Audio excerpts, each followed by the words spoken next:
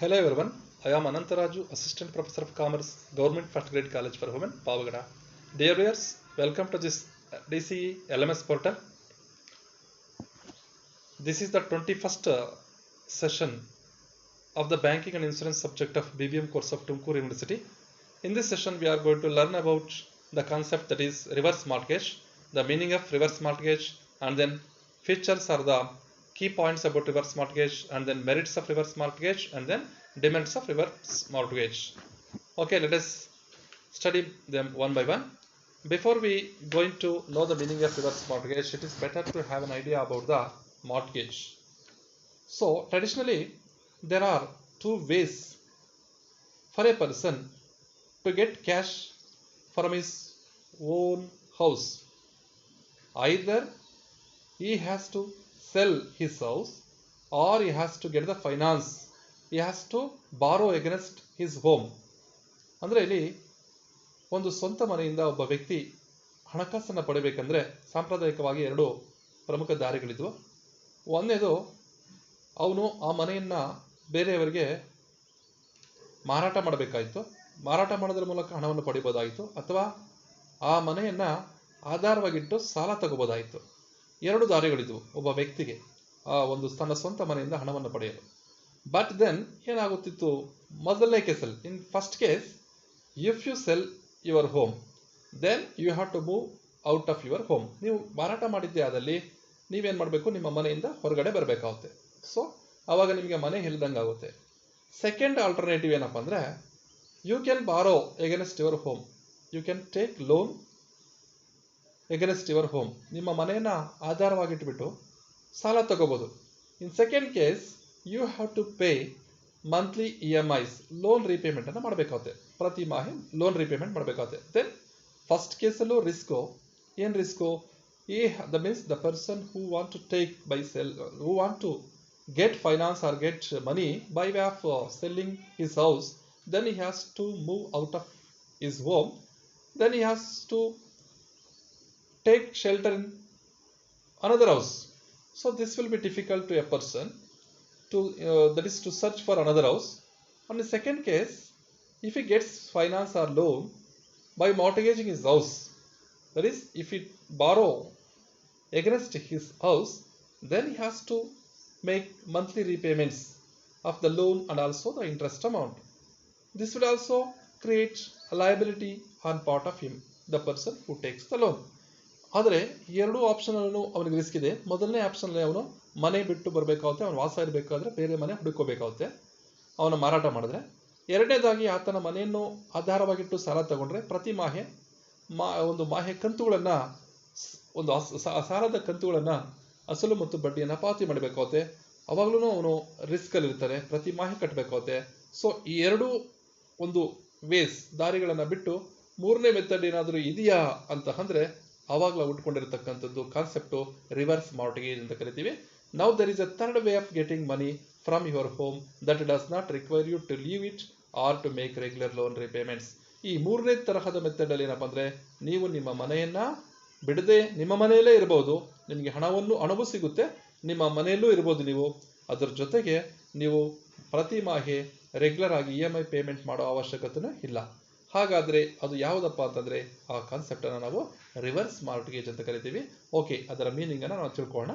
ಅದಕ್ಕಿಂತ ಮುಂಚೆ ಮಾರ್ಟ್ಗೇಜ್ ಮೀನಿಂಗನ್ನು ತಿಳ್ಕೊಳ್ಳೋಣ. Okay, meaning of mortgage. A mortgage is A method of creating charge on immovable properties like land and buildings. A mortgage is the transfer of an interest in specific immovable property by the mortgager for the purpose of securing the loan advanced by mortgagee. The actual possession of the mortgaged property is generally with the mortgager. In case the mortgager fails to repay the loan, the mortgagee gets the right to recover the debt out of the sale proceeds of the mortgaged property. This is the meaning of the mortgage. So ಇಲ್ಲಿ ನಾವು ಅರ್ಥ ಮಾಡ್ಕೋಬೇಕಾಗಿರೋದು, so there are three methods of creating charge against an asset. ಯಾವುದಾದ್ರೂ ಒಂದು ಆಸ್ತಿ ಮೇಲೆ charge create ಮಾಡ್ತಕ್ಕಂಥದ್ದು. Charge means here interest or right of the borrower in an asset. Interest or right of the borrower will be transfer to the lender. So ಒಂದು ಆಸ್ತಿಯಲ್ಲಿ ಇರ್ತಕ್ಕಂತಹ ಹಿತಾಸಕ್ತಿ ಅಥವಾ ಹಕ್ಕು ಅಂತಕ್ಕಂಥದ್ದು ಬಾರೋವರ್ಗೆ ಇರ್ತಕ್ಕಂತಹ ಹಕ್ಕು ಲೆಂಡರ್ಗೆ ಟ್ರಾನ್ಸ್ಫರ್ ಮಾಡ್ತಕ್ಕಂಥದ್ದು ಅಲ್ಲಿ ಕ್ರಿಯೇಟಿಂಗ್ ಚಾರ್ಜ್ ಅಂತ ಕರಿತೀವಿ. ಈ ಚಾರ್ಜ್ ಅನ್ನ ಅಸೆಟ್ ಮೇಲೆ ಚಾರ್ಜ್ ಕ್ರಿಯೇಟ್ ಮಾಡ್ತಕ್ಕಂತಹ 3 ಮೆಥಡ್ಗಳು ಮುಖ್ಯವಾಗಿರ್ತಕ್ಕಂಥವು ಯಾವಪ್ಪ ಅಂದ್ರೆ pledge, and another one is hypothecation, and third one is mortgage. Pledge, it relates to the movable property like gold, shares, debentures, so LIC, bonds, KJD policy. So ಇತರದಕ್ಕೆ ಸಂಬಂಧಪಟ್ಟಿರತಕ್ಕಂಥದ್ದು pledge ಅಂತ ಕರಿತೀವಿ. It's also a method of creating charge on an asset. Asset in the sense movable property. Movable property ಇಲ್ಲಿ ಚರಾಸ್ತಿಯ ಮೇಲೆ, so ಚರಾಸ್ತಿಯನ್ನ ಆಧಾರವಾಗಿಟ್ಟು ಸಾಲ ತೆಗೆದುಕೊಳ್ತಕ್ಕಂಥದ್ದು ನಾವು pledge ಅಂತ ಕರಿತೀವಿ. ಬಂಗಾರದ ಸಾಲ, ಗೋಲ್ಡ್ ಲೋನ್ ತಗೋತೀವಿ, ಅಥವಾ ನಮ್ಮ LIC premium, KJD policy, LIC policy, ಅಥವಾ ಶೇರ್ಸ್ ಅಥವಾ ಡಿಬೆಂಚರ್ಸ್ ಅನ್ನ ಬ್ಯಾಂಕ್ ಅಥವಾ ಫೈನಾನ್ಷಿಯಲ್ ಇನ್ಸ್ಟಿಟ್ಯೂಷನ್ಸ್ಗೆ ನಾವು ಆಧಾರವಾಗಿ ಇಟ್ಟುಬಿಟ್ಟು ಲೋನ್ ಅನ್ನು ತಗೊಳ್ಕೊಳ್ತಕ್ಕಂಥದ್ದು ಅದು ಪ್ಲೆಡ್ಜ್ ಅಂತ ಕರಿತೀವಿ. Under the pledge the assets will be hand over to the lender. So physical position of the asset will be in the hands of the lender in case of movable properties such as gold, shares, debentures, like that. ಇಲ್ಲಿ whenever the borrower fails to repay the loan, then the lender has the right to sell. He has the right to sell the property in his possession. ಅದು pledge ಅಂತ ಕರಿತೀವಿ. ಅದು movable ಪ್ರಾಪರ್ಟಿಗೆ ಸಂಬಂಧಪಟ್ಟಿರತಕ್ಕಂಥದ್ದು. Second method of creating charge on asset is hypothecation. It is relating to the vehicles ಅಂತಾನೆ ಹೇಳ್ಬೋದು. ಇದು movable ಪ್ರಾಪರ್ಟಿನೇ, ಆದರೆ movable property what is the so the hypothecation also one method of creating charge on assets that is on movable property, but here the physical position of the asset will be in the hands of borrower, okay, instead of in the hands of lender as in case of pledge. Pledge ಅಲ್ಲಿ physical position of the assets lender ಬಳಿ ಇರುತ್ತೆ, ಆದರೆ ಹೈಪೋಥಿಕೇಶನ್ ಅಲ್ಲಿ physical position of the asset that is movable property will be in hands of borrower.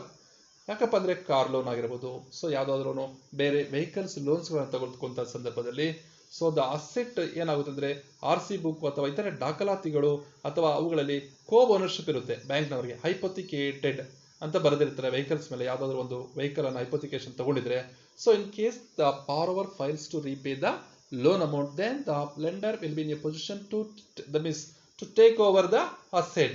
So ಇನ್ನು ಬಳಿ ಇರತಕ್ಕಂತಹವನ್ನ ಅವನು ಮತ್ತೆ ರೀಪೊಸೆಸ್ ಮಾಡ್ಕೊಂಡ್ಬಿಡ್ತಾನೆ. ರೀಪೊಸೆಸ್ ಮಾಡ್ಕೊಂಡ್ಬಿಟ್ಟು ಲೀಗಲ್ ಆಕ್ಷನ್ ಇಡ್ತಾರೆ, ಕ್ರಮ ಇಡ್ತಾರೆ. ಅದು ಹೈಪೋಥಿಕೇಶನ್ ಅಂತ ಕರಿತೀವಿ. So both pledge and hypothecation related to the movable property, whereas in the case of mortgage is exclusively related to the immovable property, that is permanently immovable property in the sense permanently attached to the earth ಅಂತ ಕರಿತೀವಿ.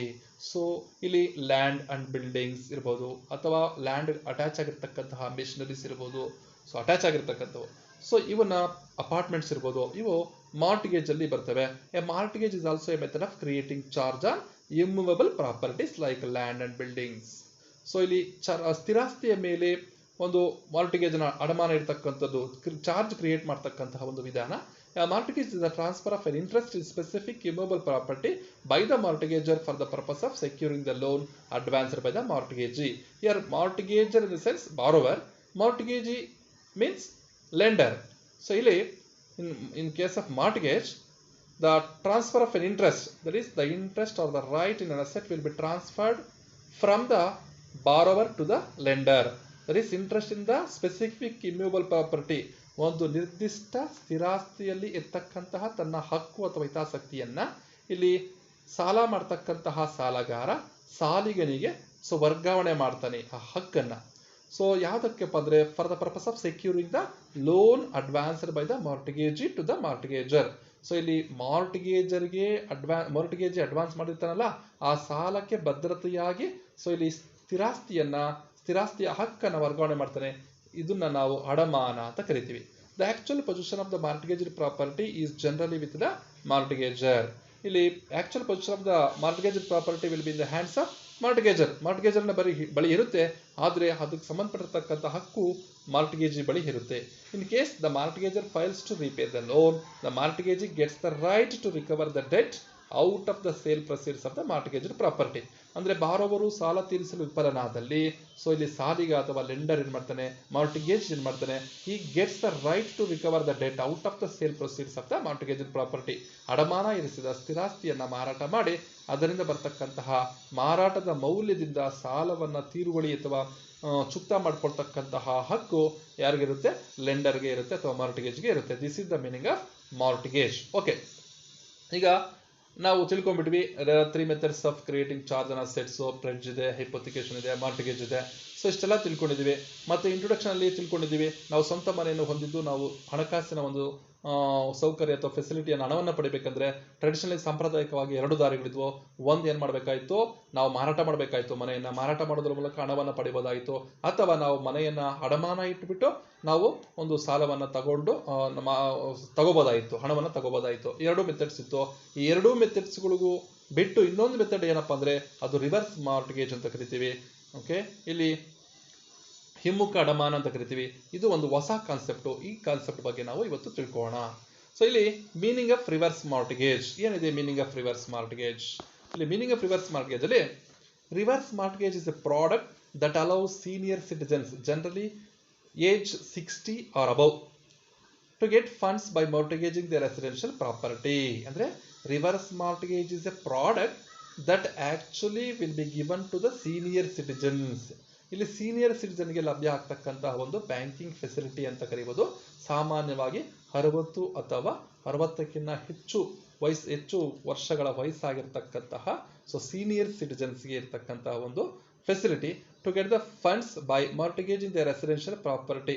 ತಮ್ಮ ವಾಸದ ಮನೆಯನ್ನ mortgage ಮಾಡಿಬಿಟ್ಟು so ಹಣವನ್ನ ಪಡಿತಕ್ಕಂಥ ಒಂದು ದಾರಿ.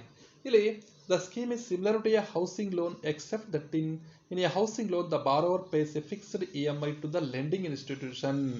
Same as it is housing loan ಅಲ್ಲಿ ಯಾವ ತರ ಸಾಲ ತಗೋಬೇಕಂದ್ರೆ ನಾವು ಒಂದು ಮನೆಯನ್ನ ನಾವು ಮಾರ್ಟ್ಗೇಜ್ ಮಾಡ್ತೀವೋ ಸಿಮಿಲರ್ ಆಗಿದೆ ಇದನ್ನೊಂದು. ಆದ್ರೆ ಒಂದು ಡಿಫರೆನ್ಸ್ ಇದೆ. ಇಲ್ಲೇನಪ್ಪ ಅಂದ್ರೆ the scheme is similar to a housing loan except that in a housing loan the borrower pays a fixed EMI to the lending institution. ಇಲ್ಲಿ ಬಾರೋವರು ಏನ್ ಮಾಡ್ತಾನೆ, ಲೆಂಡಿಂಗ್ ಇನ್ಸ್ಟಿಟ್ಯೂಷನ್ ಅಂತ ಲೆಂಡರ್ಗೆ EMI ಅನ್ನ ಪೇಮೆಂಟ್ ಮಾಡ್ತಾನೆ. ಬಟ್ ಇಲ್ಲಿ ರಿವರ್ಸ್ ಮಾರ್ಟ್ಗೇಜ್ ಅಂತ ಯಾಕೆ ಕರಿತೀವಿ ಅಂತಂದ್ರೆ EMI ಏನ್ ಮಾಡುತ್ತೆ ಅಂತಂದ್ರೆ ಲೆಂಡರೇ ಬಾರೋವರ್ ಕೊಡ್ತಾನೆ. ಸೊ ಮಾಮೂಲಿ ಜನರಲ್ ಮಾರ್ಟ್ಗೇಜ್ ಅಲ್ಲಿ the borrower has to repay the EMI. That means he has to pay every month installments to repay his loan amount. But as in case of reverse mortgage, in a reverse mortgage, the lender pays the borrower a fixed sum of money on a monthly or quarterly basis. ಇಲ್ಲಿ ಪ್ರತಿ ತಿಂಗಳು ಅಥವಾ 3 ತಿಂಗಳಿಗೆ ಒಂದು ಬಾರಿ ಈ ತರ ಒಂದು ನಿರ್ದಿಷ್ಟ ಕಾಲಾವಧಿಗೆ ಅನುಗುಣವಾಗಿ ಇಲ್ಲಿ ಲೆಂಡರ್ ಬಾರೋವರ್ಗೆ ಕೊಡ್ತಾ ಹೋಗ್ತಾನೆ. ಬಾರೋವರ್ ಲೆಂಡರ್ ಕೊಡಲ್ಲ, ಲೆಂಡರೇ ಬಾರೋವರ್ ಕೊಡ್ತಾ ಹೋಗ್ತಾನೆ. ಅದಕ್ಕೆ ಇದನ್ನ ನಾವು ರಿವರ್ಸ್ ಮಾರ್ಟ್ಗೇಜ್ ಅಂತ ಕರಿತೀವಿ. The total payment being equal to the value of the property and the interest on the loaned amount. ಇಲ್ಲಿ the total amount that will be given by the lender to the borrower will be the value of the property. That means total amount ಏನಾಗುತ್ತೆ ಅಂತಂದ್ರೆ that will be equal to the value of the property and the interest on the loaned amount. ಸಾಲ ಕೊಡ್ತೀವಲ್ಲ, ಕೊಟ್ಟಿರ್ತಕ್ಕಂಥ ಹಣ ಮತ್ತು ಅದರ ಮೇಲೆ ಬರಬಹುದಾದ ಬಡ್ಡಿ ಎರಡನ್ನು ಸೇರಿಸಿ ಆ ಪ್ರಾಪರ್ಟಿ ಮೌಲ್ಯ ಈಕ್ವಲ್ ಆಗೋ ತರ ಇಲ್ಲಿ ಹಣವನ್ನು ಕೊಡಲಾಗುತ್ತೆ. After the death of the borrower the housing company sells the property to recover the amount paid out along with interest at rate similar to interest on housing loans. ಇಲ್ಲಿ ಗಮನಿಸಬೇಕಾದ ಏನಪ್ಪಾ ಅಂದ್ರೆ ಸೊ ಈ ರಿವರ್ಸ್ ಮಾರ್ಟ್ಗೇಜ್ ಅಲ್ಲಿ the senior citizen he may resided in his house. ಅವನು ವಾಸ ಮಾಡೋದಕ್ಕೆ ಅದೇ ಮನೆಯಲ್ಲಿ ವಾಸ ಇರಬೇಕಾಗುತ್ತೆ.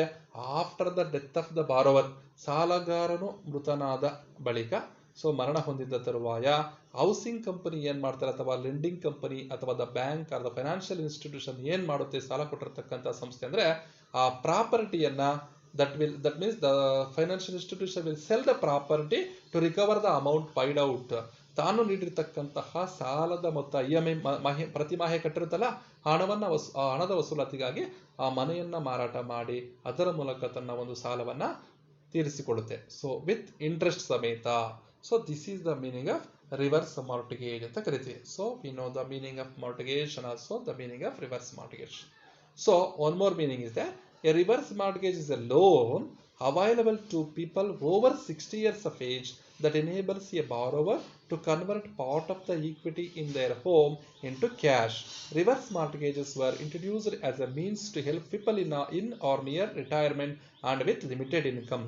So ಇಲ್ಲಿ ತುಂಬಾ ನಿವೃತ್ತಿಯಾಗಿರ್ತಕ್ಕಂತಹ ವ್ಯಕ್ತಿಗಳು ಅಥವಾ ನಿವೃತ್ತಿ ವಯಸ್ಸಿಗೆ ತುಂಬಾ ಹತ್ತಿರದಲ್ಲಿರ್ತಕ್ಕಂತಹ ವ್ಯಕ್ತಿಗಳು, ಏಜ್ಡ್ ಸಾಮಾನ್ಯವಾಗಿ 60 ವರ್ಷ ಮೇಲ್ಪಟ್ಟಿರ್ತಕ್ಕಂತಹ ವ್ಯಕ್ತಿಗಳು ತಮ್ಮ ಸ್ವಂತ ಮನೆಯನ್ನ ಮಾರ್ಟಿಗೇಜ್ ಮಾಡಿ ಪ್ರತಿ ಮಾಹೆ ಸ್ವಂತ ಮನೆಯಲ್ಲಿ ಇರ್ತಕ್ಕಂಥ ಹಿತಾಸಕ್ತಿಯನ್ನ ಮಾರಾಟ ಮಾಡ್ತಾ ಹಣವನ್ನು ಪಡೀತಕ್ಕಂಥದ್ದು. ಅಂದ್ರೆ ಇಲ್ಲಿ ಏನಾಗುತ್ತಪ್ಪ ಅಂತಂದ್ರೆ ಈಕ್ವಿಟಿ ಇರುತ್ತಲ್ಲ, ಅವರ ಬಂಡವಾಳ, ಸೊ ತನ್ನ ಸ್ವಂತ ಮನೆಯಲ್ಲಿ ಇರ್ತಕ್ಕಂಥ ತನ್ನ ಹಕ್ಕು ಅಥವಾ ಈಕ್ವಿಟಿ ಅಂತಕ್ಕಂಥದ್ದನ್ನ ಕ್ಯಾಶ್ ಆಗಿ ಕನ್ವರ್ಟ್ ಮಾಡ್ಕೊಂತಾರೆ. ಅಂದ್ರೆ ಸ್ವಲ್ಪ ಭಾಗವನ್ನೇ ಮಾರಾಟ ಮಾಡುವ ತರ. ಇಷ್ಟೇನೆ ಇದು. ಸೊ ಇಲ್ಲಿ the person who gets money from the reverse mortgage can use the money to pay off debts incur to get that home. ಆ ಮನೆಯನ್ನು ಕಟ್ಟಿಸಲು ಆಗಿರತಕ್ಕಂತಹ ಸಾಲವನ್ನು ತೀರಿಸಲು ಆ ಫೈನಾನ್ಷಿಯಲ್ ಇನ್ಸ್ಟಿಟ್ಯೂಷನ್ ಇಂದ ಇವರು ತೆಗೆದುಕೊಳ್ತಕ್ಕಂಥ ಪ್ರತಿ ಮಾಹಿತಿ ತೆಗೆದುಕೊಳ್ತಕ್ಕಂತಹ ರಿವರ್ಸ್ ಮಾರ್ಟ್ಗೇಜ್ ಮಾಡಿ ತಗೋತಾರಲ್ಲ ಅಮೌಂಟ್, ಅದನ್ನ ಬಳಸ್ಕೊಂಡ್ಬಿಟ್ಟು ಅವರು ಸಾಲ ತೀರಿಸ್ಕೋಬಹುದು. And also they cover the basic monthly living expenses. ಮತ್ತೆ ಯಾವುದೇ ಆದಾಯದ ಮೂಲ ಇಲ್ಲದೆ ಇರತಕ್ಕಂತಹ ಸೀನಿಯರ್ ಸಿಟಿಸನ್ಸ್ ಏನ್ ಮಾಡ್ತಾರೆ ಅಂತಂದ್ರೆ ಈ ಹಣವನ್ನ ಬಳಸ್ಕೊಂಡು ಅವರ ಒಂದು ಜೀವನವನ್ನ ನಡೆಸ್ತಾರೆ. And also pay for health care, ಅವರ ಒಂದು ಆರೋಗ್ಯ ಚಿಕಿತ್ಸೆಗಾಗಿ ಇತ್ಯಾದಿಗಳಿಗೆ ಅವರು ಹಣವನ್ನ ಬಳಸ್ಕೋಬಹುದು. There is no restriction on how a borrower may use their reverse mortgage proceeds. ಅವರು ಯಾವ ತರ ಬೇಕಾದರೂ ರಿವರ್ಸ್ ಮಾರ್ಟ್ಗೇಜ್ ಪ್ರೊಸೀಡ್ಸ್ ಅನ್ನು ಅವ್ರ ಇಚ್ಛೆಗೆ ಅನುಗುಣವಾಗಿ ಬಳಸ್ಕೋಬಹುದು. There is no restriction on how a borrower may use this reverse mortgage proceeds. And after that, the loan is called a reverse mortgage because the traditional mortgage, in the traditional mortgage, the borrower has to make monthly payments to lender. But in case of reverse mortgage, the lender make monthly payments to the borrower. So it is called as reverse mortgage. Okay, let us have an idea. That is, let us know the features of reverse mortgage. ಈ reverse mortgage ನ ಒಂದು ಲಕ್ಷಣಗಳನ್ನ ಅಥವಾ key points ಏನಿದಾವೆ ಅನ್ನೋದನ್ನ ನೋಡೋಣ. Features ಗುಣಲಕ್ಷಣಗಳನ್ನ one by one. Number 1, a reverse mortgage is a type of loan for seniors aged 60 and older. ಈಗಾಗಲೇ ನಾವು discuss ಮಾಡಿದಂಗೆ 60 ಅಥವಾ 60ಕ್ಕಿಂತ ಹೆಚ್ಚಿನ ವರ್ಷಗಳ ವಯಸ್ಸಾಗಿರ್ತಕ್ಕಂತಹ ಸೀನಿಯರ್ ಸಿಟಿಜನ್ಸ್ಗೆ ಸಿಗ್ತಕ್ಕಂತಹ ಒಂದು ಲೋನ್ ಫೆಸಿಲಿಟಿ ಅಂತಾನೆ ಹೇಳ್ಬೋದು. Second one is reverse mortgage loans allow home owners to convert their home equity into cash income with no monthly mortgage payments. ಅಂದ್ರೆ mortgage ಮಾಡಿ ತಗೊಂಡ್ರೆ ಪ್ರತಿ ಮಾಹೆ EMI ಗಳು ಕಟ್ಟಬೇಕಾಗುತ್ತೆ. ಆದ್ರೆ ರಿವರ್ಸ್ ಮಾರ್ಟ್ಗೇಜ್ ಇಂದ ಏನಾಗುತ್ತಪ್ಪ ಅಂದ್ರೆ it is the method to the homeowners that allows the homeowners to convert their home equity into cash. So ತಮ್ಮ ಒಂದು ಹಕ್ಕು, ಮನೆಯಲ್ಲಿ ಇರ್ತಕ್ಕಂಥ ತಮ್ಮ ಹಕ್ಕು ಈಕ್ವಿಟಿ ಇದೆಯಲ್ಲ ಅದನ್ನ ನಗದಾಗಿ ಪರಿವರ್ತಿಸಿಕೊಳ್ಳಲು ಒಂದು ಇರತಕ್ಕಂಥ ಒಂದು ಅವಕಾಶ ಅಂತಾನೆ ಹೇಳ್ಬೋದು. Next one is the home owner gets to choose how to receive this payments monthly, quarterly and half yearly or in lump sum. ಅಂದ್ರೆ ರಿವರ್ಸ್ ಮಾರ್ಟ್ಗೇಜ್ ಪ್ರೊಸೀಡ್ಸ್ ಅನ್ನ home owner he may choose, options ಇದೆ ಅವನಿಗೆ. So he may choose monthly basis or quarterly basis or half yearly basis. ಅವನು ಪ್ರತಿ ಮಾಹೆ ತಗೋಬಹುದು EMI ಗಳನ್ನ, ಅಥವಾ 3 ತಿಂಗಳಿಗೆ ಒಂದು ಬಾರಿ ತಗೋಬಹುದು, ಅಥವಾ ಅರ್ಧ ವಾರ್ಷಿಕ EMI ಗಳನ್ನ ತಗೋಬಹುದು. ಅವನಿಗೆ ಆಪ್ಷನ್ ತಗೋಬಹುದು, ಅಥವಾ ಒಟ್ಟಿಗೆ ಒಂದೇ ಸರಿ ಲಂಸಮ್ ಬೇಕಾದ್ರೂ ತಗೋಬಹುದು. ಅಂಡ್ ಓನ್ಲಿ ಈ pays interest on the proceeds received. Only he pays interest on the proceeds received. The interest is rolled into the loan balance, so the homeowner does not pay anything up front. ಅಂದ್ರೆ ಇಲ್ಲಿ ಮುಖ್ಯವಾಗಿ ಗಮನಿಸಬೇಕಾಗಿರೋದು, ಹಣವನ್ನ lender ಇಂದ borrower ತಗೊಂತಾನೆ. ಇಲ್ಲಿ mortgage ಮಾಡಿರ್ತಕ್ಕಂತಹ ಮಾರ್ಟ್ಗೇಜರು ತಗೊಂಡ್ರು ಸಮೇತ interest ಕಟ್ತಾರೆ, ಆದ್ರೆ ನೇರವಾಗಿ ಕಟ್ಟಲ್ಲ. ಆ ಬಡ್ಡಿ, the interest will be added to the principal amount monthly. So ಪ್ರತಿ ಮಾಹೆ ಅಸಲಿಗೆ ಈ ಬಡ್ಡಿಯನ್ನು ಸೇರಿಸ್ಕೊಳ್ತಾ ಹೋಗ್ತಾರೆ. ಅದು ಕ್ಯಾಲ್ಕುಲೇಷನ್ ಆಗ್ತಾ ಅಕ್ಯುಮುಲೇಷನ್ ಆಗ್ತಾ ಹೋಗ್ತಾ ಇರುತ್ತೆ. ಬಟ್ ಇನ್ ಆಕ್ಚುಲಿ ಕೇಸಲ್ಲಿ ಅವನು ಯಾವುದೇ ಒಂದು ಹಣವನ್ನ ಕೊಡಬೇಕಾಗಿಲ್ಲ ಪ್ರತಿ ಮಾಹೆ ಅಂತ. Fourth feature is home owner also keeps the title to the home over the loans life. The home owners debt increases and home equity decreases. ಇಲ್ಲಿ home owner also keeps the title to the home. ಅಂದ್ರೆ ಇಲ್ಲಿ ಒಂದು ಮನೆ, home owner ಇದೆಯಲ್ಲ, ಆ ಮನೆಯ ಮಾಲೀಕ ಮನೆಯಲ್ಲಿರ್ತಕ್ಕಂತಹ ತನ್ನ ಹಕ್ಕನ್ನ, ಟೈಟಲ್ ಅನ್ನ ತನ್ನ ಬಳಿಯಲ್ಲೇ ಇಟ್ಕೊಂಡಿರ್ತಾನೆ. ಹಕ್ಕು ಅವನ ಬಳಿಯೇ ಇರುತ್ತೆ. ಆದರೆ ರಿವರ್ಸ್ ಮಾಡಿ ಅವನ ಮರಣದ ತರುವಾಯನೇ ಆ ಒಂದು ಮನೆಯನ್ನ ಅವರು ಮಾರಾಟ ಮಾಡ್ಕೋಬಹುದು, ಯಾರು? Lender. And then over the loans life. So ಒಂದು ಸಾಲದ ಒಂದು ಅವಧಿ ಮುಕ್ತಾಯ ಆದಂಗೆಲ್ಲ, ಸ್ವಲ್ಪ ಅವಧಿ ಮುಕ್ತಾಯ ಆದಂಗೆಲ್ಲ ಹೋಮ್ ಓನರ್ಸ್ ಡೆಟ್ ಇನ್ಕ್ರೀಸಸ್. ಈ ಮನೆಯ ಮಾಲೀಕನ ಒಂದು ಅದು ಏನು ಜವಾಬ್ದಾರಿ, ಡೆಟ್ ಅಥವಾ ಸಾಲ ಜಾಸ್ತಿ ಆಗ್ತಾ ಹೋಗುತ್ತೆ. ಮತ್ತು ಒಂದು ಸ್ವಲ್ಪ ಈಕ್ವಿಟಿ ಡಿಕ್ರೀಸ್ ಆಗುತ್ತೆ, ಮಾಲೀಕತ್ವ ಕಡಿಮೆ ಆಗ್ತಾ ಹೋಗುತ್ತೆ, ಸಾಲ ಜಾಸ್ತಿ ಆಗ್ತಾ ಹೋಗುತ್ತೆ, ಏನು ಸಾಲದ ಅವಧಿ ಒಂದು ಮುಗಿತಾ ಬಂದಂಗೆಲ್ಲ. Next, as with a borrowed mortgage the home is the collateral for a reverse mortgage. ಇಲ್ಲೂ ಅಷ್ಟೇ ಯಾವ ಥರ ಮಾರ್ಟ್ಗೇಜ್ ಅಲ್ಲಿ ಒಂದು ಕೊಲಾಟ್ರಲ್ ಆಗಿರುತ್ತೋ ಹೋಮ್ ಲೋನ್ಗೆ, ಅದೇ ಥರ ಇಲ್ಲಿಯೂ ಸಮೇತ ಇದು ರಿವರ್ಸ್ ಮಾರ್ಟ್ಗೇಜ್ ಅಲ್ಲೂ ಹೋಮ್ ಅಂತಕ್ಕಂಥ ಕೊಲಾಟ್ರಲ್ ಆಗಿರುತ್ತೆ, ಅಂದರೆ ಆಧಾರವಾಗಿರುತ್ತೆ ಸಾಲಕ್ಕೆ ಅಂತ ಹೇಳ್ಬೋದು. ನೆಕ್ಸ್ಟ್, ಒಂದು ಭದ್ರತೆ ಆಗಿರುತ್ತೆ ಅಂತ ಹೇಳ್ಬೋದು. When the home owner moves or dies the proceeds from the home owner sale go to the lender to repay the reverse mortgage. ಇಲ್ಲಿ ಹೋಮ್ ಓನರ್ ನ ಒಂದು ಮನೆಯ ಮಾಲೀಕನ ಮರಣದ ತರುವಾಯ ಆ ಮನೆಯ ಮಾರಾಟದಿಂದ ಬಂದಿರತಕ್ಕಂತಹ ಹಣವು ಆ ಸಾಲ ಕೊಟ್ಟಿರತಕ್ಕಂತಹ ಸಾಲದ ಅಸಲು ಮತ್ತು ಬಡ್ಡಿಯ ತೀರುವಳಿಗಾಗಿ ಉಪಯೋಗಿಸಲಾಗುತ್ತೆ, ಮತ್ತು ಮಾರ್ಟ್ಗೇಜ್ ಇನ್ಸೂರೆನ್ಸ್ ಅಂಡ್ ಫೀಸ್ ಇತರೆ ಶುಲ್ಕಗಳ ಒಂದು ವಸೂಲಾತಿಗೂ ಸಮೇತ ಅದನ್ನು ಬಳಸಿಕೊಳ್ಳಲಾಗುತ್ತೆ. Any sale proceeds beyond that was borrowed the means to get the home owner, ಅಂದ್ರೆ ಅದೆಲ್ಲ ಚುಕ್ತ ಆದ ನಂತರ ಉಳಿದಿರ್ತಕ್ಕಂತಹ ಪ್ರೊಸೀಡ್ಸ್ ಅನ್ನ ಆ ಬಾರೋವರ್ಸ್ ಎಸ್ಟೇಟ್ ಇನ್ನ ಇದ್ರೆ ಆ ಬಾರೋವರ್ಸ್ ಎಸ್ಟೇಟ್ಗೆ ಕೊಡಲಾಗುತ್ತೆ, ಅಥವಾ ಒಂದು ಲೀಗಲ್ ಹೇರ್ಸ್ಗೆ ಕಾನೂನುಬದ್ಧ ಉತ್ತರಾಧಿಕಾರಿಗಳಿಗೆ ನೀಡಲ್ಪಡುತ್ತೆ. ಅಂದ್ರೆ ಸಾಲ, ಅಸಲು, ಬಡ್ಡಿ ಮತ್ತು ಇತರೆ ಶುಲ್ಕಗಳನ್ನು ಎಲ್ಲವೂ ಕಟಾವಣೆ ಮಾಡಿಕೊಂಡು ಮಾರಾಟದ ನಂತರ ಬಂದಿರತಕ್ಕಂತಹ ಆದಾಯದಿಂದ ಉಳಿಕೆ ಆದಲ್ಲಿ ಅದನ್ನ ಕಾನೂನುಬದ್ಧ ವಾರಸುದಾರರಿಗೆ ಅಥವಾ ಡಿಸೀಸ್ಡ್ ಒಂದು ಹೋಮ್ ಓನರ್ಸ್ನ ಎಸ್ಟೇಟ್ಗೆ ಸೇರಿಸಲ್ಪಡುತ್ತೆ ಹಣ. Next one is borrowers are still responsible for property taxes and home owners insurance. ಮತ್ತೆ ಮನೆಯ ಮೇಲೆ ಇನ್ಸೂರೆನ್ಸ್ ಅನ್ನ ಮತ್ತೆ ಪ್ರಾಪರ್ಟಿ ಟ್ಯಾಕ್ಸ್ ಅನ್ನ ಕಟ್ಟತಕ್ಕಂತಹ ಜವಾಬ್ದಾರಿ ಹೋಮ್ ಓನರ್ದೇ ಆಗಿರುತ್ತೆ. ಅಂದ್ರೆ ಸೆಲ್ಫ್ ಅಸೆಸ್ಮೆಂಟ್ ಟ್ಯಾಕ್ಸ್ ಇರ್ಬೋದು, ಆಸ್ತಿ ತೆರಿಗೆ ಇತ್ಯಾದಿಗಳನ್ನ ಹೋಮ್ ಓನರ್ ಪೇಮೆಂಟ್ ಮಾಡಬೇಕಾಗುತ್ತೆ. ಇನ್ಸೂರೆನ್ಸ್ ಸಮೇತ ಮಾಡಿಸಬೇಕಾಗುತ್ತೆ. Next one is the next feature is the loan is not an income, so it is tax free. ಮತ್ತೆ ಈ ರಿವರ್ಸ್ ಮಾರ್ಟ್ಗೇಜಿಂದ ಬರ್ತಕ್ಕಂತಹ ಒಂದು ಪ್ರೊಸೀಡ್ಸ್ ಇಂದ ಬರ್ತಕ್ಕಂಥದ್ದು ಪ್ರತಿ ಮಾಹಿ EMI ಬರುತ್ತಲ್ಲ, ಅದಕ್ಕೆ ಅವನು the home owner need not to pay any income tax, ಅವನು ಯಾವುದೇ ರೀತಿಯ ತೆರಿಗೆಯನ್ನ ಪಾವತಿ ಮಾಡೋಂಗಿಲ್ಲ. ಯಾಕಂದ್ರೆ it will not be consider as an income to the home owner. ಸಾಲ ಅದು ಕೊಡ್ತಕ್ಕಂಥದ್ದು, ತಗೊಳ್ತಾ ಇರ್ತಕ್ಕಂಥದ್ದು, ಆದ್ದರಿಂದ ಅವನು ಯಾವುದೇ ರೀತಿಯಾಗಿರ್ತಕ್ಕಂತಹ ಟ್ಯಾಕ್ಸ್ ಅನ್ನ ಕೊಡಬೇಕಾಗಿಲ್ಲ. Next one is the amount loaned would depend on the estimated value of the property minus the interest cost its condition on life. ಅಂದ್ರೆ ಯಾವ ಒಂದು ಮನೆಗೆ ಎಷ್ಟು ಒಂದು ರಿವರ್ಸ್ ಮಾರ್ಟ್ಗೇಜ್ ಅಲ್ಲಿ ಲೋನ್ ಸಿಗುತ್ತೆ ಅಂತಕ್ಕಂಥದ್ದು depends up on the estimated value of the property. Property ಇದೆಯಲ್ಲ, ಆಸ್ತಿಯ ಮೌಲ್ಯದ ಮೇಲೆ ಮತ್ತು ಆಸ್ತಿಯ ಒಂದು ಜೀವಿತಾವಧಿಯ ಮೇಲೆ, ಅದರ ಒಂದು ಯಥಾಸ್ಥಿತಿಯ ಮೇಲೆ, ಎಕ್ಸಿಸ್ಟೆನ್ಸಿ ಆ ಕಂಡೀಷನ್ ಮೇಲೆ ಅದು ಡಿಪೆಂಡ್ ಆಗುತ್ತೆ, ಪ್ಲಸ್ ಇಂಟ್ರೆಸ್ಟ್ ರೇಟ್ ಮೇಲೆ ಸಮೇತ ಡಿಪೆಂಡ್ ಆಗುತ್ತೆ. ಇಷ್ಟು. Next one is the legal heirs have the option to repossess the property after the demise of both the borrower and the spouse on clearance of all debts. ಅಂದ್ರೆ ಇಲ್ಲಿ home owner ಮನೆಯ ಮಾಲೀಕ reverse mortgage ಮಾಡಿರ್ತಕ್ಕಂತಹ ಮನೆಯ ಮಾಲೀಕನ ಮರಣದ ತರುವಾಯ ಅವರ ಕಾನೂನುಬದ್ಧ ವಾರಸುದಾರರು ಆ ಮನೆಯನ್ನ ರೀಪೊಸೆಸ್ ಮಾಡ್ಕೊಳ್ತಕ್ಕಂತಹ ಅಧಿಕಾರ ಈ ಕಾನೂನುಬದ್ಧ ವಾರಸುದಾರರಿಗೆ ಇದೆ. ಯಾವಾಗಪ್ಪ ಅಂದ್ರೆ ಎಲ್ಲಾ ಡೆಟ್ಸ್ ಅನ್ನ ಕ್ಲಿಯರ್ ಮಾಡಿದ ತರುವಾಯ. Next one is the borrower or the heir legal heir can even repay that means prepay the loan. ಅವರು ಮುಂಚಿತವಾಗಿ ಹಣವನ್ನ ಪ್ರೀಪೇಯನ್ನು ಮಾಡಬಹುದು, but they would have to bear an additional cost. But extra cost ಅನ್ನ ಕಟ್ಟಿ ಅವರು ಮಾರ್ಟ್ಗೇಜ್ ಅವಧಿಗೆ ಮುಂಚೆ ರಿವರ್ಸ್ ಮಾರ್ಟ್ಗೇಜ್ ಅವಧಿ ಮುಕ್ತಾಯದ ಪೂರ್ವದಲ್ಲೇ ಸಾಲವನ್ನ ತೀರಿಸಿ ಮತ್ತೆ ವಾಪಸ್ಸು ತಗೋಬಹುದು ಲೀಗಲ್ ಹೇರ್ಸ್ ಅಂತ. ಇಷ್ಟು ಇದರ futures of reverse mortgage. Okay, let us study some of the advantages of the reverse mortgage. Okay, here first one, higher standards of living and better access to the health care. ಇಲ್ಲಿ senior ಸಿಟಿಸನ್ಸ್ಗೆ, ಇಲ್ಲಿ ವಯಸ್ಸಾಗಿರ್ತಕ್ಕಂತಹ senior ಸಿಟಿಸನ್ಸ್ಗೆ better health care, ತಮ್ಮ ಆರೋಗ್ಯವನ್ನು ನೋಡ್ಕೊಳ್ಳೋಕೆ ಅನುಕೂಲ ಆಗುತ್ತೆ, ಮತ್ತೆ ಅವರಿಗೆ ಜೀವನ ನಿರ್ವಹಣೆಗೆ ತುಂಬಾ ಅನುಕೂಲಕಾರಿಯಾಗಿದೆ. ಮೊದಲನೇ ಬೆನಿಫಿಟ್. ಎರಡನೇದು, home owners in reverse mortgages will be protected against inflation. Inflation ಅಂದ್ರೆ ಬೆಲೆಗಳಲ್ಲಿ ಸತತವಾಗಿ ಏರಿಕೆ ಆಗ್ತಾ ಇರ್ತಕ್ಕಂಥದ್ದು, ಹೆಚ್ಚು ಆಗ್ತಕ್ಕಂಥದ್ದು. ಆವಾಗ the home owners in reverse mortgages will be protected against inflation. ಬೆಲೆಗಳ ಏರಿಕೆಗೆ ಇವರು ಒಂದು ರಕ್ಷಣೆ ಸಿಗುತ್ತೆ. ಯಾಕಪ್ಪ ಅಂದ್ರೆ ಮಾರಾಟ ಮಾಡಿಬಿಟ್ರೆ ಮನೆ ಕಳ್ಕೊಂಡ್ಬಿಡ್ತಾರೆ.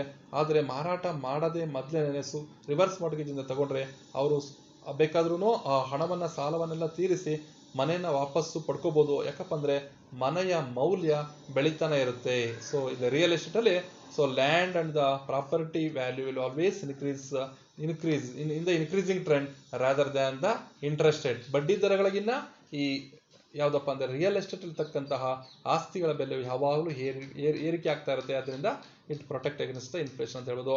Reverse mortgage can supplement retirement income and provide guaranteed base income. ಅಂದರೆ ಪ್ರತಿ ಮಾಹೆ ಒಂದು ಖಾತ್ರಿ, ಒಂದು ಆದಾಯ ಅಥವಾ ಹಣದ ಖಾತ್ರಿ ಸಿಗುತ್ತೆ, ಹಣದ ಲಭ್ಯತೆ ಅವರಿಗೆ ರಿಟೈರ್ಡ್ ಪರ್ಸನ್ಸ್ಗೆ ಸಿಗೋ ಥರ ಮಾಡುತ್ತೆ, ಏಜ್ಡ್ ಪರ್ಸನ್ಸ್ಗೆ. ಮತ್ತು ಅವರ ರಿಟೈರ್ಮೆಂಟ್ ಇನ್ಕಮ್ ಜೊತೆಗೆ ಇದು ಸಪ್ಲಿಮೆಂಟ್ ಆಗಿ ಇನ್ಕಮ್ ಸಿಗುತ್ತೆ, ಅವರಿಗೆ ಹೆಚ್ಚು ಒಂದು ಇನ್ಕಮ್ ಸಿಗುತ್ತೆ. ಇನ್ಕಮ್ ಅನ್ನೋದಕ್ಕಿಂತ ಹಣ ಸಿಗುತ್ತೆ ಅವರಿಗೆ ತಮ್ಮ ಜೀವನವನ್ನು ನಿರ್ವಹಣೆ ಮಾಡಲು. ನೆಕ್ಸ್ಟ್ ಅಡ್ವಾಂಟೇಜ್ ಏನಪ್ಪ ಅಂದರೆ real estate market in India there is a good possibility of appreciating in the value of the house. ಈಗಾಗಲೇ ಡಿಸ್ಕಸ್ ಮಾಡಿದ್ದೀವಿ, ಯಾವಾಗಲೂ ಇಲ್ಲಿ ರಿಯಲ್ ಎಸ್ಟೇಟಲ್ಲಿ ಅಪ್ರಿಸಿಯೇಷನ್ ವ್ಯಾಲ್ಯೂ ಇರುತ್ತೆ. So appreciating more rapidly than the mortgage loan in increasing. So mortgage ಲೋನ್ಗಿನ land and buildings value ಯಾವಾಗಲೂ appreciation ಇರೋದ್ರಿಂದ so ಒಂದೇ ಸರಿ ಮಾರಾಟ ಮಾಡಿದ್ರೆ ಅವರಿಗೆ ಬಿಫೋರ್ 10 years ಇರ್ತಕ್ಕಂಥ ವ್ಯಾಲ್ಯೂ ಆಫ್ಟರ್ 10 years ಏನೋ ಜಾಸ್ತಿ ಆಗಿರುತ್ತೆ. ಆದ್ದರಿಂದ ಮಾರಾಟ ಮಾಡಿದ್ರೆ ಒಟ್ಟಿಗೆ ಕಡಿಮೆ ಬೆಲೆ ಸಿಗುತ್ತೆ. ಆದ್ದರಿಂದ ರಿವರ್ಸ್ ಮಾರ್ಟ್ಗೇಜ್ನ ಮೂಲಕ ಹಣ ತೆಗೆದುಕೊಳ್ತಕ್ಕಂಥ ಸೂಕ್ತ ಅಂತ ಅನ್ಬೋದು. In such scenario there could be some equity left over for heirs. ಮತ್ತು ಈ ಥರ ರಿವರ್ಸ್ ಮಾರ್ಟ್ಗೇಜಿಂದ ಹಣವನ್ನು ಪಡ್ಕೊಂಡ್ರೆ ಆಫ್ಟರ್ 15 years ಅಥವಾ after the expiry of the term of the reverse mortgage, so ಅಲ್ಲಿ whenever the appreciation is there for land and buildings are that means housing property, then some portion of equity may left over for heirs. ಕಾನೂನುಬದ್ಧ ವಾರಸುದಾರರಿಗೂ ಈ ಬೆಲೆಗಳಲ್ಲಿನ ಹೆಚ್ಚಳದಿಂದ ಅವ್ರಿಗೂ ಸಮೇತ ಒಂದು ಸ್ವಲ್ಪ ಭಾಗ ಸಿಗ್ತಕ್ಕಂಥ ಚಾನ್ಸ್ ಇರುತ್ತೆ. ಮಾರಾಟ ಮಾಡಿಬಿಟ್ರೆ ಈ ಓನರ್ಸು, ಮನೆ ಓನರ್ಸು ಅಥವಾ ಸೀನಿಯರ್ ಸಿಟಿಜನ್ಸು, ಆವಾಗ ಕಾನೂನುಬದ್ಧ ವಾರಸುದಾರರಿಗೆ ಏನೂ ಸಿಗೋದಿಲ್ಲ. ಮಾರಾಟ ಮಾಡೋದಾಗ instead of selling the housing property, they can get the finance by way of reverse mortgage. Then the legal heirs, some portion of equity will be available to the legal heirs of the house owner. Then after that there is no upper age limit for getting the benefit of the reverse mortgage facility. ಇಲ್ಲಿ upper age limit ಯಾವುದೇ ಇಲ್ಲ, minimum age limit ಇದೆ ಬಿಟ್ಟರೆ. So reverse mortgage ಅಲ್ಲಿ ಯಾವುದೇ ರೀತಿಯಾದಂಥ upper age limit ಇಲ್ಲ. So ಇದೊಂದು ಬೆನಿಫಿಟ್ ಇದೆ. Next one is it is non-recourse loan, which means the bank financial institution can never come after any person or estate for repayment of the loan. ಇಲ್ಲಿ ಒಂದ್ಸರಿ lender ಏನಾದ್ರೂ ಕೊಟ್ಟಿದ್ದಾನೆ ಸಾಲ ಅಂತಂದ್ರೆ ಅವರು ವಾಪಸ್ ಕೇಳೋಂಗಿಲ್ಲ, ಬಟ್ ಎಕ್ಸೆಪ್ಟ್ ಸರ್ಟನ್ ಕಂಡೀಷನ್ಸ್ ಬಿಟ್ರೆ ಮತ್ತೆ ಅವ್ರು ಯಾವುದೇ ಒಂದು financial institute bank you can never come after any person. ವಾಪಸ್ ಕೊಡಿ, ಸಾಲ ಕೊಡಲ್ಲ ಅಥವಾ ಪ್ರತಿ ಮಾಹಿ ಹಣ ಕೊಡೋದಕ್ಕಾಗೋದಿಲ್ಲ ಅಂತ ಹೇಳೋದಕ್ಕಾಗೋದಿಲ್ಲ. ನಾನ್ ರಿಕೋರ್ಸ್ ಲೋನು ಇದೊಂದು ಖಾತ್ರಿಪಡಿಸುತ್ತೆ ಒಂದು ಹಣದ ಲಭ್ಯತೆಯನ್ನು. ಸೊ ಈ ಬಾರೋವರ್ಗೆ ಖಾತ್ರಿಪಡಿಸುತ್ತೆ. The lender can only receive payment of the loan from the value of the home. Next one is tax free payments from the lender. So tax free ಆಗಿರುತ್ತೆ, ಈಗಾಗಲೇ ಹೇಳ್ದಂಗೆ. ಸೊ ಪ್ರತಿ ಮಾಹಿ ಸ್ವೀಕರಿಸತಕ್ಕಂತಹ EMI ಏನಿದೆ, so the borrower need not to pay the income tax on the reverse mortgage proceeds, monthly proceeds. ಪ್ರತಿ ಮಾಹಿ ತಗೊಳ್ತಕ್ಕಂಥ ಮಂತ್ಲಿ ಪ್ರೊಸೀಡ್ಸ್ ಮೇಲೆ ಟ್ಯಾಕ್ಸ್ ಕಟ್ಟೋಂಗಿಲ್ಲ. And one more advantage is the payment method can be set up as a line of credit to be drawn at the time of need. ಅಂದರೆ monthly ಅದ್ರ ತಗೋಬಹುದು, EMIಗಳನ್ನ yearly ತಗೋಬಹುದು, ಹಾಫ್ ಇಯರ್ಲಿ ತಗೋಬಹುದು, quarterly ತಗೋಬಹುದು. So as their own wish, ಅವ್ರ ಸ್ವಂತ ತಮ್ಮ ಇಚ್ಛೆಗನುಗುಣವಾಗಿ ಆಸ್ ದರ್ ನೀಡ್, ಅವರ ಅವಶ್ಯಕತೆಗಳಿಗುಣವಾಗಿ ಅವರು ಈ ಥರ ಒಂದು ಲೈನ್ ಆಫ್ ಕ್ರೆಡಿಟ್ ಅನ್ನು ತಗೋಬಹುದು ರಿವರ್ಸ್ ಮಾರ್ಟ್ಗೇಜ್ ಮಾಡಿ. ನೆಕ್ಸ್ಟ್ ಅಡ್ವಾಂಟೇಜ್ ಏನಿದೆ, in case their essential property is already mortgage to any other institution, the lender may permit to use that part of the proceeds of loan to repay the existing housing loan. ಈಗಾಗಲೇ reverse ಮಾರ್ಟ್ಗೇಜ್ಗೆ ಒಳಪಡ್ತಕ್ಕಂತಹ ಮನೆ ಏನಾದರೂ ಈಗಾಗಲೇ ಮೊದಲೇ mortgage ಆಗಿದ್ರೆ ಆ mortgage ಮಾಡಿರ್ತಕ್ಕಂತಹ ಲೋನನ್ನು ಈ ರಿವರ್ಸ್ ಮಾರ್ಟ್ಗೇಜಿಂದ ಬರ್ತಕ್ಕಂತಹ ಪ್ರತಿ ಮಾಹಿ ಬರ್ತಕ್ಕಂತಹ ಈ ಪ್ರೊಸೀಡ್ಸಿಂದ, ಆ ಹಣದಿಂದ EMIನ ಹಣದಿಂದ ಅವರು ಮೊದಲು ಫಸ್ಟ್ ಮಾರ್ಟ್ಗೇಜ್ ಇರುತ್ತಲ್ಲ ಆ ಲೋನನ್ನು ಕ್ಲಿಯರ್ ಮಾಡೋದಕ್ಕೂ ಅನುಕೂಲಕಾರಿಯಾಗಿದೆ ಅಂತ ಹೇಳ್ಬೋದು. Okay, next let us consider the disadvantage of the reverse mortgage. ಯಾವ್ಯಾವ ಅನಾನುಕೂಲಗಳಿವೆ ಅನ್ನೋದನ್ನ ರಿವರ್ಸ್ ಮಾರ್ಟ್ಗೇಜಿಂದ ನಾವು ತಿಳ್ಕೊಳ್ಳೋಣ. The biggest challenge is balancing in between to supplement retirement income and the desire and wish to retain the home to children. ಮೊದಲನೇದಾಗಿ ಈ senior citizens ಏನು ಮಾಡ್ತಾರಪ್ಪ ಅಂದರೆ they have two options. ಅಂದರೆ they have to lead their life, and also they have love and affection towards their children, and they want to keep the home for their children's or for their legal heirs. ಅಂದರೆ ತಮ್ಮ ವಾರಸುದಾರರಿಗೆ ಮನೆಯನ್ನು ಬಿಟ್ಕೊಡ್ಬೇಕು, ಇರಿಸಬೇಕು ಅಂತಲೂ ಒಂದು ಅಭಿಲಾಷೆ ಇರುತ್ತೆ. ಅದ್ರ ಜೊತೆಗೆ ಅವರು ಜೀವನವನ್ನು ನಿರ್ವಹಣೆ ಮಾಡಬೇಕಾಗುತ್ತೆ. ಈ ಎರಡು ಒಂದು ಸಮಸ್ಯೆಗಳು ಡೈಲಮಾ ಕ್ರಿಯೇಟ್ ಆಗುತ್ತೆ ಯಾರಿಗೆ? ಈ ಹೋಮ್ ಓನರ್ಸ್ಗೆ, ಸೀನಿಯರ್ ಸಿಟಿಜನ್ಸ್ಗೆ ಅಂತ ಹೇಳ್ಬೋದು. ಎರಡನೇದು senior citizens reluctant to get into debt. ಸಾಮಾನ್ಯವಾಗಿ ಈ senior citizens they don't want to get the loan. ಅಂದರೆ ಯಾವುದೇ ಲಯಬಿಲಿಟೀಸನ್ನು ಜವಾಬ್ದಾರಿಯಲ್ಲಿ ತಗೊಳ್ಳೋದಕ್ಕೆ ರೆಡಿ ಇರೋಲ್ಲ, ಸಾಲ ತಗೊಳ್ಳೋದಕ್ಕೂ ಅವ್ರು ಮನಸ್ಸಿರೋದಿಲ್ಲ. As they worked a lifetime to realise their dream of having their own house. ತಮ್ಮ ಸ್ವಂತ ಮನೆಯನ್ನು ಕಟ್ಟಲು ಎಷ್ಟೋ ಒಂದು ಕನಸಿನ ಮನೆಯವರೆಗೂ ಡ್ರೀಮ್ ಇಟ್ಟಿರುತ್ತೆ, ಡ್ರೀಮ್ ಹೌಸ್ ಇರುತ್ತೆ, ಅಂತಹ ಡ್ರೀಮ್ ಹೌಸ್ ಅನ್ನು ಅವರು ಆಧಾರವಾಗಿಟ್ಟು ಸಾಲ ತೆಗೆದುಕೊಳ್ಳೋಕೆ ಇಷ್ಟ ಆಗೋದಿಲ್ಲ. They are reluctant to get the finance by way of reverse mortgage. It is quite natural and no psychological acceptance irrespective of the merits of the scheme. ಎಷ್ಟೇ ಅನುಕೂಲಗಳು ರಿವರ್ಸ್ ಮಾರ್ಟ್ಗೇಜ್ ಇಂದ ಇದ್ರೂ ಸಮೇತ ಸೊ ಸೈಕಾಲಜಿ ಅಂತಕ್ಕಂಥ ಮನಸ್ಸು ಅಂತಕ್ಕಂಥವ್ರದ್ದು ಒಪ್ಪಲ್ಲ reverse ಮಾರ್ಟ್ಗೇಜ್ಗೆ ಅಂತ ಹೇಳ್ಬೋದು. ಇದೊಂದು also disadvantage of reverse mortgage ಅಂತ ಹೇಳ್ಬೋದು. Next one is one class that is likely to draw a lot of criticism is the one that fixes the maximum loan tenure at 15 years. If the house owner lives more than that, he may not get payment. ಅಂದ್ರೆ ಇಲ್ಲಿ maximum loan ಒಂದು tenure ಎಷ್ಟಿದೆ, 15 years ಇದೆ, 10 to 15 years ಇದೆ. 15 years ನಂತರನೂ ಸಮೇತ house owner ಬದುಕಿದ್ರೆ ಆವಾಗ monthly EMIಗಳು ಅವನಿಗೆ ಲಭ್ಯತೆ ಆಗೋದಿಲ್ಲ. ಅದೊಂದು ಡಿಮೆರಿಟ್ ಇದೆ. ಇದೊಂದು ಮ್ಯಾಕ್ಸಿಮಮ್ ಟೆನ್ಯೂರ್ ಆಫ್ ಲೋನ್ ಎಷ್ಟು ರಿವರ್ಸ್ ಮಾಡಿದ್ದು ಒಂದು 15 ಇಯರ್ಸ್ ಇದೆ, ಅದೊಂದು ಅನಾನುಕೂಲ ಇದೆ. Very high transaction cost possibly amounting to as much as 14% make it very unattractive to potential borrowers, especially when there is a desired plan to move out. ಅಂದ್ರೆ rate of interest ಜಾಸ್ತಿ ಇದೆ ಇದರಲ್ಲಿ reverse mortgage. ಅದರ ಜೊತೆಗೆ transaction cost ಬಹಳಷ್ಟು ಇದೆ ಮತ್ತೆ. So ಇದೊಂದು ಅನಾನುಕೂಲ ಅಥವಾ ಡಿಮೆರಿಟ್ ಅಂತ ಹೇಳ್ಬೋದು. Next one is if the loan is prepaid then the borrower will have to pay an additional cost. ಮೊದಲೇನೆ ಸಾಲ ಒಂದು ಅವಧಿ ಮುಕ್ತಾಯದ ಪೂರ್ವದಲ್ಲೇ ಏನಾದರೂ ಸಾಲವನ್ನು ತೀರ್ವಳಿ ಮಾಡಬೇಕು ಅಂತಂದ್ರೆ ಆವಾಗ ಇವರು ಅಡಿಷನಲ್ ಕಾಸ್ಟ್ ಅನ್ನು ಬೇರ್ ಮಾಡಬೇಕಾಗುತ್ತೆ. ಲೀಗಲ್ ಏರ್ಸ್ ಆಗಿರ್ಬೋದು ಅಥವಾ ಹೋಮ್ ಓನರ್ ಆಗಿರ್ಬೋದು.